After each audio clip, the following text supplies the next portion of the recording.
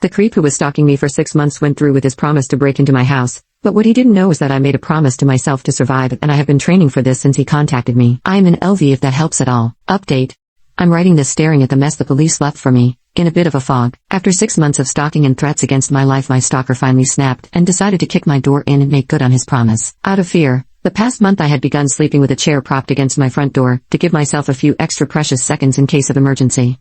I shudder to think how differently things might have turned out had I not barricaded the door. I awoke around 1:15 a.m. to the sound of the door giving way after one kick, followed by the sounds of my stalker struggling to dislodge the chair while forcing his way inside. I jumped up and grabbed the gun I've learned to do everything, even shower, with. I stood at the top of my stairs and fired twice, hitting him in the chest. I hear his scream, his disbelief that I'd stood up for myself. 0 to 100 in milliseconds. I've never been so afraid in my life. I do not know if he is living, but I do know the police have him, and that's what helps the most. For months of him evading the police, I began to question whether he was unstoppable, untraceable. Who